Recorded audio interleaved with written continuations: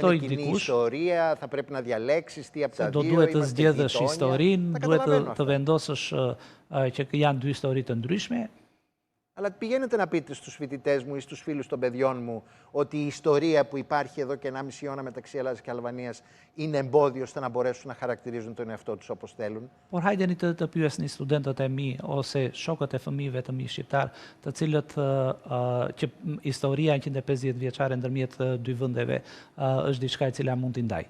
Γι' αυτό σας λέω, πρέπει να σεβαστούμε την ιστορία. Ai ju them që duhet të kemi respekt për Όπως historinë. σωστά είπατε, τη μνήμη μας. Kujtesën, ashtu siç edhe ju thatë. Αλλά την ίδια στιγμή που αντιλαμβανόμαστε ότι το παρόν μας φτιάχνεται Por në të njëjtën moment që ne kuptojmë që e tashmja jon ndërtohet nga e shkuara jon, δεν μπορούμε να αφήσουμε το παρόν να είναι μόνο το παρελθόν. Nuk mund të lejojmë që e tashmja të jetë vetëm e shkuara, por e tashmja është e ardhmja. Ένας Αλβανός φίλος μου, ο οποίος είναι στην ηλικία μου τώρα στην Ελλάδα, shqiptar i cili është në moshën time, erdhi në Greqi në vitin 91, dje u bë gjysh. Το εγγόνι του αποκτά αυτοδικαίως με τη γέννησή του ελληνική ηθαγένεια, όπως το δικό μου παιδί. Nipi i tij merr shtetësi greke, ashtu siç merr edhe Δύο familja γενιές ime. στην Ελλάδα, φίλε, είσαι Έλληνας. Je dy breza në Greqi, Αν θες να είσαι και je Αλβανός, grek. είσαι, φυσικά. Në qoftë se dëshiron që të jesh shqiptar, patjetër që mund të jesh. Ta çoj pak më tej fantazinë ose abstragimin.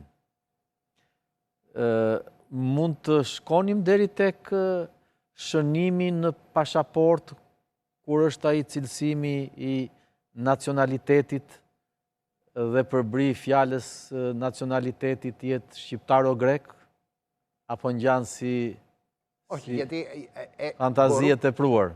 οι ταυτότητες είναι έγγραφα του ενός κράτους. Δεν μπορούμε, οι ταυτότητες στα διαβατήρια είναι έγγραφα είτε του ελληνικού είτε του αλβανικού κράτους. Άρα το αλβανικό θα γράφει Αλβανό και το ελληνικό θα γράφει Έλληνας. Θα τα δείχνεις και τα δύο και να, πώς προκύπτει αυτό που σας λέω. Do dorëzosh, ke dhe dokumentin zyrtar shqiptar dhe atë grek dhe ja ku krijohet ajo për të cilin Εγώ në μιλάω flisje. για ελληνοαλβανική συνείδηση, εννοώ flas για për το një- αίσθημα του που ανήκω. Unë kur flas për Ποιος είναι ο τόπος μου. unë kur flas Είμαι për atë që ενδιαφέρει. është Εγώ βλέπω identiteti στα παιδιά των ανθρώπων αυτών και σε πολλούς από αυτούς τους ανθρώπους να τους νοιάζει η Αλβανία γιατί είναι ο τόπος τους, η καταγωγή τους, η πατρίδα τους, αλλά να τους νοιάζει και η Ελλάδα. Διότι είναι ο χώρος στον οποίο ζουν, εργάζονται, υποφέρουν, αγαπούν, δουλεύουν. Άρα αυτό εννοώ. Το Έλληνο-Αλβανός είναι μια κατάσταση της ανθρώπινης συνείδησης. Το διαβατήριο είναι η ηθαγένεια που έχω και στην Ελλάδα και στην Αλβανία. Και εμένα μου αρέσει οι άνθρωποι να έχουν διπλή ηθαγένεια. Unë kur flas Θεωρώ ότι είναι πλούτος. për identitet të përbashkët, flas për identitet që shqiptarëve përveç se Shqipërisë t'i interesoj dhe Greqia, dhe në këtë aspekt kemi atë që ju thosha më përpara, një identitet i cili është social dhe një identitet i cili është zyrtar. Por për atë të cilën unë i drejtohem, flas për identitetin e ndërmjet dy popujve dhe një identitet i cili është i përbashkët për emigrantët të cilët kanë kaluar vite në Greqi dhe janë pjesë e shoqërisë greke.